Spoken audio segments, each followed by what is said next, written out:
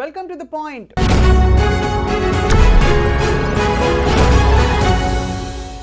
కోల్కతా హత్యాచార ఘటనలో సంజయ్ రాయ్ నిందితుడు అందరికీ తెలుసు. యూటర్న్ తీసుకుని నాట్ గిల్టీ అని కోర్టు ముందు చెప్పడం, కానీ సర్కమ్స్టాన్షియల్ ఎవిడెన్స్ అండ్ అలాగే ఫోరెన్సిక్ రిపోర్ట్స్ మరో విధంగా అతన్నే నిందితుడిగా దోషిగా ఎస్టాబ్లిష్ చేయడం, ఇవన్నీ కూడా ఇప్పుడు కొత్త కొత్త చర్చలకి ప్రస్తుతం తెరలేపుతున్నాయి. దేశవ్యాప్తంగా కూడా తీవ్రంగా సంచలనం సృష్టించిన ఈ కేసుకి మరి న్యాయం ఏమిటి, ధర్మం ఏంటి, చట్టం ఏం చెప్తోంది? మనతో పాటు సుప్రీంకోర్టు న్యాయవాది, అందరికీ సుపరిచితులు ఆజాద్ గారు ఉన్నారు. కొత్త విషయాలు, కొత్త కోణాలు తెలుసుకున్నాం. ఆజాద్ గారు నమస్కారం అండి.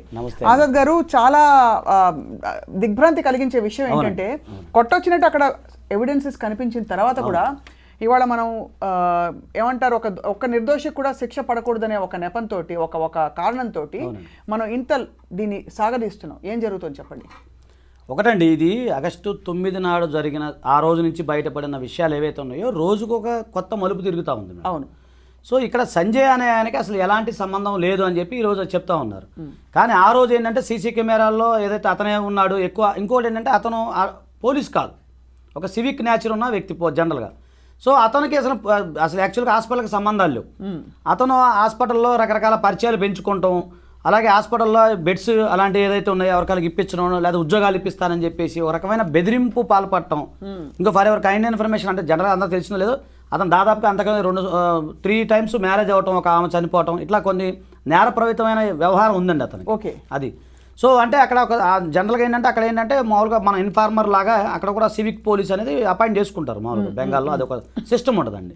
సో దాని ప్రకారం ఇతను ఆ పోలీసు పేర్లు చెప్పి అందరినీ భయభ్రాంతులకు గురి చేయటం, రకరకాలుగా వ్యవహరించడం కూడా జరుగుతూ ఉంది. సో ఇక్కడ మనం ఒకసారి అసలు కోణం ఆలోచిస్తే, అంటే జరిగిన సంఘటన అనేది ఒక పక్కన పెడితే అసలు ముందు దాంట్లో ఇతనికి ఎలాంటి రైట్ లేదు. ఇది హాస్పిటల్కి వెళ్ళటం చేయటం, అక్కడ ఎంత లీనియస్ వాళ్ళు ఇచ్చారనేది మనకు అర్థమవుతుందండి. అవును, అదొకటి. ఇప్పుడు మీరు అన్నట్టుగానే అతను పోలీసు కాదు కానీ సివిలియన్కి సంబంధించిన పోలీసు వారు. అవును. ఇక్కడ కూడా ఇప్పుడు ఈ రోజు మీరు అన్నట్టుగానే నాట్ గిల్టీ అని చెప్పటం, ఇవన్నీ చూస్తే అక్కడ ఏమైనా ఇంటరాక్షన్గా జరుగుతుందా అనేది మనం ఒకసారి అంటే జస్ట్ అనుమానం మాత్రమే. అవును. సో నేనేమంటున్నానంటే దీనికి సంబంధించి సిబిఐ ఎంక్వైరీ చేయాలని చెప్పేసి సిబిఐ దీని మీద ఇన్వెస్టిగేషన్ చేయాలని జరుగుతూ ఉంది.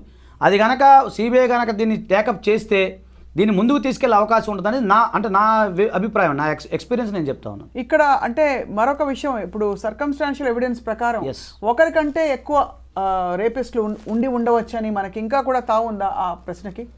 ఖచ్చితంగా మేడం. ఎందుకంటే ఆ అమ్మాయి యొక్క ప్రైవేట్ పార్ట్స్ ఏవైతే ఉన్నాయో, సో దాంట్లో కొన్ని ఏవైతే తీసుకుంటారు కదా సహజంగా తీసుకున్న, అలాగే ఎక్కువ సిమెన్ అనేది ఎక్కువ ఉంది దాంట్లో. అదే మెయిన్. అది రిపోర్ట్ ప్రకారం నిర్ధారణగా బయటకు వచ్చిందా, లేక ఊరికే ఊహాగానాలు అని కూడా మధ్యలో అన్నారు? లేదండి, ఇక్కడ ఎలా ఉంటుందంటే కొన్ని సందర్భాల్లో సుప్రీంకోర్టు ఈరోజు కొన్ని గైడ్లైన్స్ ఇచ్చింది. ఈ కేసులో అమ్మాయి పేరు కానీ ఆ అమ్మాయికి సంబంధించిన కొన్ని వివరాలు ఏవైతే ఉన్నాయో, అంటే ఇప్పుడు మనం పేరు పలకూడదు, రైట్. అలాగే ఆమె యొక్క ఫోటోని ఇప్పుడు ఆల్రెడీ తమ్మునేలు అంతా పెట్టారు, సో అవి తీసేయమని చెప్పేసి. అవును. సో ఈ కొంత గైడ్లైన్స్ ఏవైతే ఉన్నాయో దాని ఉన్నాయి. సో నేను అనుకుంటాం ఏంటంటే మొన్న వచ్చిన రిపోర్ట్స్ ఏవైతే ఉన్నాయో ఆ ఫారెన్సిక్ సంబంధించి కొన్ని రిపోర్ట్స్ బయటకు వచ్చిన తర్వాత మళ్ళీ ఇప్పుడు రిస్ట్రిక్షన్ అవ్వటం వల్ల నాకు తెలిసి అది సీల్డ్ కవర్లో పెట్టి అది అంటే ఇన్ కెమెరా ప్రాసెస్లో జరుగుద్దని నేను అనుకుంటున్నాను. ఒకటి అంటే అదే రిపోర్ట్ని మళ్ళీ సబ్మిట్ చేయడం జరుగుతుంది అంటారు. అంటే రీపోస్ట్ మార్టం చేసినప్పుడు, అంటే యాక్చువల్గా ఇప్పుడు కొత్త టెక్నాలజీ వచ్చేసింది కదా మేడం, జనరల్గా ఏంటంటే ఈ పోస్ట్ మార్టం చేసే సందర్భంలో కొన్ని ఎక్కడైతే ముఖ్యమైన అవయవాలు, ఆమె కన్ను బాగా దెబ్బతగిలిందని చెప్పేసి కొన్ని పార్ట్స్ ఏవైతే ఉన్నాయో, అలాగే కొన్ని ప్రైవేట్ పార్ట్స్, అలాగే కొన్ని ఏవైతే ఉన్నాయో అవన్నీ కూడా బ్లీడింగ్ అయిందని, అలాగే ఎడం చేయి ఏదైతే ఉందో ట్విస్ట్ అయిందని చెప్పేసి, ఇలా కొన్ని ఏవైతే మనం ఊహించుకున్నప్పుడు ఒక అమ్మాయి అనుకోండి, ఒక అబ్బాయితో ఆ పెనుగులాట వేరుంటుంది. కామన్గా చూడంగానే సీన్ ఆఫ్ అఫెన్స్ మనకు అర్థమైపోతుంది. ఆ వీడియో ఏదైతే ఉందో అక్కడ జరిగిన సంఘటన చూస్తే ఒక్కరికంటే ఎక్కువ ఉన్నారు అనే ఉద్దేశం అనేది కనబడతా ఉంది మామూలుగా. అంటే ఆ అమ్మాయికి లేకపోతే అంత హింసాత్మకమైన ఒక పరిస్థితి తెచ్చుకునే అవకాశం లేదంటారు. కనబడుతుంది కదా మేడం, సీన్ ఆఫ్ అఫెన్స్ కనబడతా ఉంది. అది చూసాము మన బ్లడ్ టెస్ట్ స్ట్రెయిన్స్ కానీ అవన్నీ కూడా. అందులో బీయింగ్ ఏ డాక్టర్ కదా మేడం, ఆమెకు తెలుసు కదా ఇప్పుడు ఏదైనా సంఘటన జరిగినప్పుడు ఎలా రక్షించుకోవాలి ఏంటి అనేది. సో నేనేమనుకుంటున్నానంటే ఆమె ఒంటరిగా నివసిస్తున్న సమయంలో ఏదైనా కొంతమంది కావాలని ప్లాన్ చేసేసి, అలాగే ఆమె పైన అట్లా చేసి ఉండొచ్చేమో అంటే ఇన్వెస్టిగేషన్ తేలుతుంది జనరల్గా. అంటే ఆ సీన్ ఆఫ్ అఫెన్స్ మనం చూసిన మీడియాలో వచ్చిన కథనాలు బట్టి ఆ యొక్క పిక్చర్స్ చూస్తే అలా అనిపిస్తుంది మనకి. ఇప్పుడు సంజయ్ రాయ్ ఒకవేళ తను దోషి కానని చెప్పినంత మాత్రాన ఎట్లా అది అంటే ఇక్కడ సీన్ ఆఫ్ అఫెన్స్ లో ఉన్న ఎవిడెన్సెస్ తో పాటు అతనే చెప్పుకున్నది ఫస్ట్ టైం పోలీసులు తీసుకెళ్ళినప్పుడు అరెస్ట్ చేసుకోండి అని చెప్పి. అవునండి. అది అంటే ఇవన్నీ చూసి తర్వాత మరి ఇతను చెప్తున్నాడంటే ఇంకా అబద్ధాలు చెప్తున్నట్టు ఎస్టాబ్లిష్ అయిపోతుంది కోర్టు ముందు. అవునండి. సో మరి అది మరింత చేటు చేయదు అతనికి. ఎందుకు అలా చెప్పుకుంటారు మామూలుగా దోషులు? తెలియదు మేడం. ఇప్పుడు ఏమంటారంటే మామూలు పరిభాషలో చెప్తున్నా, మళ్ళీ కొంతమంది భయపడద్దు, బాధపడద్దు. ఎందుకంటే మామూలుగా లా పరిభాష ఏమవుద్దంటే accused is innocent until proven guilty. అది అందరికీ తెలిసిన విషయం. అంటే కామన్ మ్యాన్కి కొంచెం అదేంటి ఇలా అంటున్నాడు అనుకుంటారు, కానీ అక్యూజ్డ్ అనే వ్యక్తే అతను. సో ఇప్పుడు అంటే అక్కడ సంజయ్ రాయ్ మీద దృష్టి పెట్టడానికి ప్రధాన కారణం ఏంటంటే ఏదైతే సంబంధించిన ఇయర్ ఫోన్స్కి సంబంధించినవి కనపడింది, ఆ సీసీ కెమెరాలో అతను ముందుకు వెళ్ళాడు, తర్వాత లేదనేది మనకు తెలిసిన విషయం. సో జనరల్గా ఏంటంటే ఇన్వెస్టిగేషన్ ఏం తేలుతుంది, మెయిన్ ఫోరెన్సిక్ ల్యాబొరేటరీ సంబంధించిన ఇన్వెస్టిగేషన్ అనేది చాలా ముఖ్యం అండి. అలాగే సీసీఎంబీ వాళ్ళు ఇచ్చే ఇన్వెస్టిగేషను, ఎందుకంటే ఎవరైతే అత్యాచారం చేసిన వ్యక్తి, అతని యొక్క సంబంధించిన సీమెన్ కానీ, అతని యొక్క వెంట్రుకలు కానీ, లేదు ఈ కొన్ని సందర్భాలు అత్యాచారాల సంబంధించిన బాధితురాలు కొన్ని సందర్భాల్లో పెనుగులాడుతుంది కదా, గోళ్ళలో ఎవిడెన్స్ కానీ, పెనుగులాటలో కానీ, అలాగే బట్టలకు సంబంధించి ఇవన్నీ ఉంటాయి కదా మేడం. సో అవన్నీ ఎప్పుడైతే టాలీ అవుతాయి అది మీకు లీగల్గా వస్తుంది, ఎస్టాబ్లిష్మెంట్ అవుతుంది. అవును. కామన్గా ఇప్పుడు అతను ఇయర్ బడ్స్ లేవు, సీసీ కెమెరా వెళ్ళి వచ్చాడు, వెనక్కి వచ్చాడు అనేది ఒక ఎస్టాబ్లిష్మెంట్ అయితే, అతను నేరం చేశాడా లేదా అనేది ఎప్పుడు ఎస్టాబ్లిష్మెంట్ అవుతుంది అంటే మనకు అంటే వాళ్ళు చెప్పిన జనరల్ సర్కమ్స్టాన్సెస్ ఎవిడెన్స్ ఏంటి, సీసీ కెమెరాలో అతను వెళ్ళటమే రావడం తెలిసింది. సో ఇతను చేశాడని గ్యారంటీ అనేది ఆ సీసీ కెమెరాలో నిర్ధారణ కాదు. కానీ లోపల ఏం జరుగుతుందంటే ఇప్పుడు ఫోరెన్సిక్ రిపోర్ట్స్ లో వచ్చిన గోళ్లలో వచ్చిన డిఎన్ఏ మ్యాచ్ కావడం ఇవన్నీ కూడా ఒకవైపు. ఇప్పుడు ఇతరులు ఎవరన్నా ఉన్నారా అని చెప్పడానికి మరి నిర్ధారణగా సీసీ కెమెరా ఫుటేజ్ లో మనకు ఎవరు కనిపించలేదని తెలుస్తుంది. మరి ఏ విధంగా దీనికి అంటే ఒక ప్రూఫ్ దొరుకుతుంది? ఇప్పుడు దాని మీద ఏమండి, దాని మీద అప్పుడు దానికి సంబంధించిన హాస్పిటల్లో కొన్ని అది సెమినారాలు చాలా పెద్దగా ఉండదంట మేడం సార్. అలాగే దానికి సంబంధించిన వేరే డోర్స్ కూడా ఉంటాయంట మామూలుగా. సో అదొకటి. అలాగే తర్వాత దానికి సంబంధించిన ఏదైనా జరిగిన సెమినార్కి సంబంధించిన ఏదైనా ఉంటే కూడా ఎక్కువ అక్కడ రెస్ట్ తీసుకుంటారంట. అలాగే అక్కడ సంబంధించిన టాయిలెట్స్ కానీ, ఇప్పుడు బాత్రూములు కానీ అవన్నీ కూడా దూరంగా ఉంటాయంట. ఇప్పుడు అంటే ఈ సంఘటన జరిగినప్పుడు అంటే మీకు గుర్తుంది లేదో, మన సత్యంబాబు కేసు విషయంలో గతంలో మీకు ఐడియా ఉంది కదా మేడం, సత్యంబాబు కేసులో మనం డిస్కస్ చేసుకున్నాం. చూడండి, అంటే ఎందుకు చెప్పాల్సి వస్తుందంటే ఆ కేసు నేను ఎందుకు తెర మీదకి తీసుకొస్తున్నానంటే ఆ కేసు కూడా ఆ విధంగానే జరిగింది. ఎందుకంటే ఆ అమ్మాయి యొక్క బాత్రూమ్ దగ్గర నుంచి అంటే మనం అనకూడదు కానీ ఆ తల్లి మహాతల్లి ఆ చనిపోయిన పాపకి అలా జరిగింది. బాత్రూమ్ దగ్గర నుంచి అమ్మాయిని ఈడ్చుకొని వచ్చారు. ఒక సంఘటన మనకి అది మనం చెప్పుకుంటే బాధ అనిపిస్తుంది. అది అప్పుడు మీకు మనం కూడా చేసాం. అది వచ్చినప్పుడు జరిగింది. చివరికి సత్యంబాబు అనే వ్యక్తి మీద జరిగింది. తర్వాత అది సరే, తర్వాత సాక్ష్యాధారాలు ఏ విధంగా జరిగింది అనేది పక్కన పెడతాం. అంటే అలాంటి సంఘటన కూడా సేమ్ ఇది కూడా అలాగే ఉంది. చూసిన బ్లడ్ స్ట్రెయిన్స్ కానీ ఇప్పుడు మనకు కనబడతా ఉంది. సో దీని మీద లోతుగా ఇన్వెస్టిగేషను జరగాలి అంటే సిబిఐ టేకప్ చేసినప్పుడు అన్ని రకాల ఇన్వెస్టిగేషన్ జరుగుతుంది, దానికి సంబంధించిన ఏంటనేది జరుగుతుంది. కాకపోతే ఇక్కడ నేను ఆలోచించేది ఏంటంటే అంటే నాకు తెలిసిన ఇప్పుడు మనం కూడా కాస్త కొంత జర్నలిజం ఉంది కదా మేడం, కాస్త కొంత అవగాహన ఉంది కాబట్టి అంటే నేను తెలుసుకున్న విషయము అది ఏంటంటే కామన్గా ఏంటంటే అక్కడ ఎవరైతే ఎటువంటి పర్సన్స్ అయినా సరే ఎలాంటి గుర్తింపు కార్డు లేని వాళ్ళు కూడా వచ్చిపోవచ్చు. అక్కడ లాజిక్ నేను గమనించింది. నా లాజిక్ పాయింట్ ఏంటంటే అది ఒక పబ్లిక్ లాగా ఉండిపోయింది. ఎవరన్నా లోపలికి వెళ్తే నువ్వు ఎవరు అని అడిగేవాళ్ళు లేరు. అంటే కట్టుదిట్టమైన భద్రత కానీ అక్కడ లేరు, ఆ కాలేజీలో లేరు, అది ఆ హాస్పిటల్. నేను ఆ విషయంలో అంటే నేను అనుకునేది నా యొక్క సైకలాజికల్గా నేను ఆ విధంగా ఆలోచిస్తాను. అంటే ఒక ఎనానమస్ పర్సన్ ఎవరు ముక్కు ముఖం లేని కూడా లోపలికి వచ్చిపోవచ్చు. సో మీరు అనేది ఏంటంటే అనేక ద్వారాలు ఉన్నందున ఆ సెమినార్ హాల్కి అనేక ఎంట్రన్సెస్ ఉండడం వల్ల ఈ ఒక్క సీసీ ఫుటేజ్లో ఉండకపోవడం అనేది బేసిస్ కాకూడదు అంటారు. కాకపోవచ్చు ప్లస్ అంటే ప్రూవ్ చేయడానికి ఇతరులు ఉన్నారా అని చెప్పి అంతే కదా మేడం. ప్లస్ ప్రైమా ఫేసి చూస్తే ఒక మనిషితో పెనుగులాట కాదు, ఇంకా ఒక మనిషి కంటే ఎక్కువ ఉన్నట్టుగా అనిపిస్తోంది. ఎందుకంటే కిరాతకంగా అమ్మాయిని హత్య చేసిన ఘోరంగా కనిపిస్తోంది నిజంగా ఆ విధమైన. ఇప్పుడు ఒకటి స్వప్న గారు, ఇప్పుడు ఇక్కడ ఆలోచించాల్సింది ఏంటంటే అది ఒక మీరు కట్టుదిట్టమైన భద్రత లేదు ఒక పాయింట్.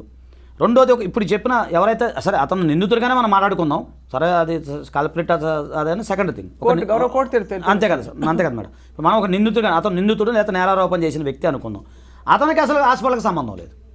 ఎందుకున్నాడు అక్కడ అతను ఇదే కదా అంతకుముందు కూడా వచ్చిపోవటాలు, సంబంధించిన పేషెంట్తో మాట్లాడతాలు, ఇతను రికమెండ్ చేసి కొంతమంది జాయిన్ చేయించడాలు, ఒక తెలియకుండా ఒక ప్రైవేట్గా ఆయన ఒక నడపడం జరిగింది. అలాంటి అతను ఒక్కడే కాదుగా, అక్కడ ఎంతమంది ఉన్నారనేది ఫస్ట్ తెలియాలి. తెలియాలంటే దీని లోతుగా ఇన్వెస్టిగేషన్ చేయాలి. ఇప్పుడు ఏంటంటే ఆ సంబంధించిన ప్రిన్సిపాల్ ఎవరైతే ఉన్నారో ఆయన కూడా ఆ రోజు అంటే మనకు తెలిసిన సమాచారం మేరకు వాళ్ళ తల్లిదండ్రులకి మీ అమ్మాయి సూసైడ్ చేసుకుందని చెప్పి చెప్పటం అంటే ఎంత బాధ్యత రహితంగా ఉన్నాడనేది మనం ఆలోచించాలి. నేను అనేది ఆ కోణం నుంచి తీసుకురావాలి ఫస్ట్. డెఫినెట్గా. అండ్ ఇక్కడ మాజీ ప్రిన్సిపల్ ఇన్వాల్వ్మెంట్ గురించి కూడా కొంత మాట్లాడుతున్నారు. అది ఊహాగానాలు పాత్ర ఆయన ఊహాగానం అంటే ఊహాగానమైనా ఆయన పాత్ర ఏముందని ఏముందని అనుకుంటున్నారు. ఇప్పుడు అదేనండి. ఇప్పుడు జనరల్గా ఏమవుతుందంటే మేడం మొన్నటిదాకా ఇప్పుడు జనరల్గా ప్రిన్సిపాల్ అనే వాళ్ళ కాలేజ్ మీద పట్టు ఉంటుంది. వెళ్ళిపోయిన తర్వాత కూడా వాళ్ళ యొక్క పట్టుని వాళ్ళకి కొంతమంది జనరల్గా అన్ని చోట్ల జరిగేది అది.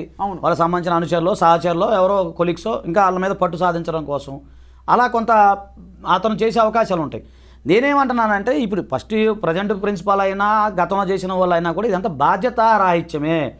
ఎందుకంటే ఒక హాస్పిటల్కి వెళ్ళాలి అంటే ఒక ఏదైనా సరే హాస్పిటల్ కాదు ఏదైనా ఎడ్యుకేషన్ ఇన్స్టిట్యూట్ అయినా ఏదైనా సరే ఒక పర్మిషన్ అనేది ఉండాలి, కట్టుదిట్టమైన భద్రత ఉండాలి. ఇప్పుడు ఈ పాప చనిపోయిన ఒక డాక్టర్ అనే కాదు కదా మేడం, పేషెంట్లు కూడా ఉంటారుగా. నిస్సహాయస్థితులు ఎంతమంది ఉంటారు అక్కడ, ఎవరికైనా జరగచ్చు. ఇక్కడ ఒక చాలా కీలక విషయం ఏంటంటే ఆజాద్ గారు, ఈ అమ్మాయి ప్రీమెడిటేటెడ్గా అంటే ఈ అమ్మాయిని టార్గెట్ చేయాలి అనే ఉద్దేశంతో జరిగిన క్రైమ్గా దీన్ని అభివర్ణించాలా ప్రస్తుతం ఉన్న ఎవిడెన్స్ ప్రకారం? లేదు ఎలాగైతే సాధారణంగా మామూలుగా ఆ టైంలో వాళ్ళకు అనిపించిన ఒక కామాంధుడు ఏంటి ఒక దారుణమైన అత్యాచారానికి పాల్పడి ఆ అమ్మాయి పెనుగులాటలో మరణించడం లాంటి సంఘటనగా దీన్ని భావించాలా? ప్రీమెడిటేటెడ్ అంటే అమ్మాయిని చంపాలని ప్రీ ప్లానింగ్. అలాగే మీరు అన్నట్టుగా అక్కడ ఇది ఎవరికైనా జరుగుండొచ్చు, కానీ ఈ అమ్మాయి స్పెసిఫిక్గా టార్గెట్ అయిందని అనిపిస్తుందా? ఏదైనా కారణం వల్ల, కాలేజ్కి తనకి ఉండే అనుబంధం వల్ల ఇంకోటో ఏంటంటే నేను అనుకుంటాం ఏంటంటే టార్గెట్ కాలేదని నేను అనుకుంటున్నాను మేడం. ఎందుకంటే టార్గెట్ కాలేదు, ఎందుకంటే ఈమె ఒక వైద్య విద్యార్థిగా ఆమె చేసేది ఏముంటుంది, మేనేజ్మెంట్ అంతా గొడవలు అయ్యేది ఏముంటాయి మేడం, ఏముండవు కదా మనకు తెలిసి. ఆమె వచ్చిన డ్యూటీ ఆన్ చేసుకుని వెళ్ళిపోతుంది. కాకపోతే నేను అనుకుంటాం ఏంటంటే మామూలుగా ఆమె ఒక్కతే ఒంటరిగా ఉండటం. ఇంకోటి వాళ్ళ పేరెంట్స్ కూడా ఏమంటున్నారంటే నైట్ 11:30కి ఈమె ఫోన్ చేసిందండి ఆ పాప. ఫోన్ చేసి మాట్లాడింది, వాళ్ళ స్టేట్మెంట్ క్లియర్గా ఉంది. 11:30కి మా అమ్మాయి ఫోన్ చేసింది, కొంచెం నలతగా ఉందమ్మా నేను రెస్ట్ తీసుకుంటున్నానని మాకు చెప్పడం జరిగింది. సో ఆ రెస్ట్ తీసుకుంటున్నానని చెప్పారు, 11:30కి మాట్లాడేశారు. వాళ్ళు క్లియర్గా చెప్తున్నారు పేరెంట్స్. సో అంటే ఏంటి అక్కడ అర్థం ఏంటంటే మామూలుగా అంటే నేను అనుకున్నాను పేరెంట్స్తో మాట్లాడింది, ఆమె రెస్ట్ తీసుకుంటుంది. కాకపోతే ఆ సెమినార్ చాలా పెద్దగా ఉంటుందని, తర్వాత ఆ సెమినార్లో వాళ్ళు ఎవరు లేరని చెప్పేసి ఉదయం 9 గంటల దాకా అలా కొలిగి వాళ్ళ ఫ్రెండ్ ఒక ఆమె ఎవరు పట్టించుకోవాలి. అంటే అక్కడ ఏం జరుగుతుందనేది నాకు తెలిసి అంతకుముందు కూడా పెద్దగా ఐడియా లేదు. నాకు తెలిసి ఆ సెమినార్లో అందరు రెస్ట్ తీసుకుని ఉండొచ్చు. ఆ సెమినార్ హాల్లో ఎవరు వస్తున్నారో ఎవరు పోతున్నారో కూడా నాకు తెలిసి అంటే నేను అనుకుంటాను ఆ చెప్పిన ఊహాగానాలు బట్టి. సో అవన్నీ చెప్పిన విషయాన్ని బట్టి నేను అట్లా అనుకుంటున్నాను మేడం. సో ఉదయం ఇలా ఫ్రెండ్ వెళ్ళి ఆమె కూడా మామూలు డోర్ దగ్గరికి వెళ్ళారే ఆమె పడుకుంది, రెస్ట్ తీసుకుంటుంది. అంటే ఇప్పుడు పేరు చెప్పకూడదు కాబట్టి నేను చెప్పట్లేదు. ఆ XYZ అమ్మాయి పడుకుంది, ఆమె మనం డిస్టర్బ్ చేయకూడదని చెప్పి మళ్ళీ వెనక్కి వచ్చిందంట. ఆమె వెనక్కి వచ్చింది వాళ్ళ ఫ్రెండ్, వాళ్ళ క్లోజ్ ఫ్రెండ్ ఒక ఆమె. ఆ పడుకుందిలే పాప నైట్ డ్యూటీ చేసినట్టుంది నైట్ అని చెప్పి. అంటే ఏంటి అర్థం ఏంటంటే అది అక్కడ రెస్ట్ రూమ్గా అందరూ వాడుకుంటున్నారని మనకు క్లియర్ అర్థమవుతుంది. సో ఈ సదరు నిందితుడు దోషో వాట్ ఎవర్ నిందితుడు ఈ సంజయ్ రాయ్ అనే వ్యక్తికి ఫలానా టైంకి వెళ్ళి అక్కడ రెస్ట్ తీసుకునే ఒక అలవాటు ఉంది అనే ఒక ఇన్ఫర్మేషన్ అయితే ఉంది. అవునండి. ఇప్పుడు సీసీ కెమెరా బట్టి మనకు అర్థమవుతుంది. అదే సో దాన్ని బట్టే అలా మనం చేసుకోవాలి. ఇక ఫోరెన్సిక్ సంబంధించినవి ఏ డాక్యుమెంట్ వస్తాయి ఏంటి అనేది ఇంకా ఇన్వెస్టిగేషన్ చాలా గోయింగ్ ఆన్ కాబట్టి అంటే మనం కూడా మేడం దీని మీద మనం ఎన్నో చేసాం. ఇప్పుడు నిర్భయ ఘటనలో మనం గట్టిగా పోరాడడం తెలియదు ఏం కాదు, కానీ ఏ ఘటన జరిగినా బాధ అనిపిస్తుందండి. బాధ కాదు అంటే ఒక విధమైన చట్టానికి అసలు భయపడని, ఎందుకంటే నిర్భయ ఇన్సిడెంట్ తర్వాత చట్టాలు వచ్చాయి, చట్టాలు బాగా కట్టుదిట్టం అయ్యాయి. అయినప్పటికీ కూడా ఇవాళ ఒక సంఘటన ఒకటి కాదు 100 జరిగాయి ఇలాంటివి. కొన్ని బయటకు వచ్చాయి, కొన్ని సంచలనాలు అయ్యాయి, కొన్ని మామూలుగా పాస్ ఆఫ్ అయిపోతున్నాయి. ఏంటి అర్థం అంటే ఇప్పుడు ఒక దోషి లేదో నిందితుడికి ఏదో జరిగిపోతుంది, నా లైఫ్ అండ్ డిస్ట్రాయ్ అయిపోతుంది, చట్టం నా మీద చర్యలు తీసుకుంటుందని ఒక మెసేజ్ వెళ్ళలేదు మేడం. ఒకటి ఏంటంటే BNS చట్టం కూడా వచ్చింది మేడం, అది కూడా నేను చూశాను. దాంట్లో కూడా చాలా కఠినంగా ఉందండి. ఇప్పుడు 63 కానీ ఏదైతే BNS సెక్షన్ మారిపోయినాయి కదా ఇప్పుడు. సో దాంట్లో కూడా యావజ్జీవ కారాగార శిక్ష ఉంది దీనికి సంబంధించి, అలాగే క్యాపిటల్ పనిష్మెంట్ ఉంది. సో ఇన్నున్నా కూడా వాళ్ళకి భయం అనేది లేదు అనేది నేను అనుకుంటున్నాను. ఫస్ట్ అసలు ఈ సంజయ్ రాయ్ అనే వ్యక్తి అరెస్ట్ అంటే అతను అదుపులోకి తీసుకున్న వెంటనే అతను చాలా నిర్లక్ష్యంగా అంటే అతను ఆల్రెడీ పోలీసు వాళ్ళ గురించి అవగాహన ఉన్న వ్యక్తి కదా మేడం. మామూలుగా జనరల్గా మనం చూసిన దాన్ని బట్టి చూస్తే అలాగే సివిక్ పోలీస్ అతను. సో అతనికి పరిచయాలు ఉన్నాయి, అవి ఉన్నాయి. నేను చేయలేదని అతను బుకాయిస్తూ ఉన్నాడు మరి అతను. సో ఇన్వెస్టిగేషన్లో అంటే అక్కడ జరిగిన ఘటనలో సంజయ్ రాయ్ ఉన్నాడా, లేదా సంజయ్ రాయ్కి సంబంధించిన స్నేహితులు ఉన్నారా, లేదా సంజయ్ రాయ్ కాకుండా ఇంకెవరు ఉన్నారా అనేది ఆ ఫోరెన్సిక్ ల్యాబొరేటరీలో ఇప్పుడు ప్రజెంట్ అయితే కొంచెం మనకు బయటపడటం కష్టం. అండ్ ఇంకోటి ఇప్పుడు ఆ రోజు సాయంత్రం సంజయ్ రాయ్ వెళ్ళే టైం చూశారు లోపలికి వెళ్ళడం అనేది.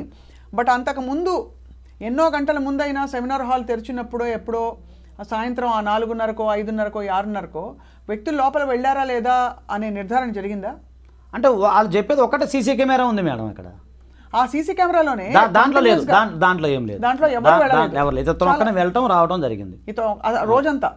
ఆ రోజంతా కాదు మేడం, సాయంత్రం సమయంలో. ఇప్పుడు జనరల్గా ఏంటంటే 11:30 వరకు, అంటే మనకు వచ్చిన ఇన్ఫర్మేషన్ వరకు ఏంటంటే ఆమె ఈ ఎవరైతే చనిపోయిన వ్యక్తి ఎవరైతే ఉన్నారో ఆమె XYZ ఎవరైతే ఉన్నారో ఆమె 11:30 వరకు మామూలుగా ఫ్రీగానే మూవ్ అవుతూనే ఉన్నారు. అంటే అర్థం ఏంటి, ఆ ఫ్రెండ్స్ మాట్లాడటం చేయటం అంతా మనకు కనపడతానే ఉంది. కాకపోతే 11:30 తర్వాతే కదా మనకు జరిగింది ఈ సంఘటన అనేది.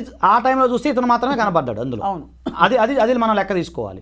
ఇప్పుడు 11 గంటలకి 10 గంటలకి, ఇప్పుడు 11:30 దాకా ఆమె అంటే మామూలుగా ఏంటంటే తల్లిదండ్రులతో మాట్లాడింది కాబట్టి ఆమె సేఫ్ ఉన్నట్టు లెక్క. అవును, అంతే కదా మేడం. సో 11:30 తర్వాతే నుంచి మళ్ళీ ఉదయం 9 గంటల లోపు ఏం జరిగింది అనేది ఆ సీసీ ఫుటేజ్లో చూస్తే ఎంతమంది వెళ్ళారు ఏంటనేది అప్పుడు క్లియర్ వస్తుంది.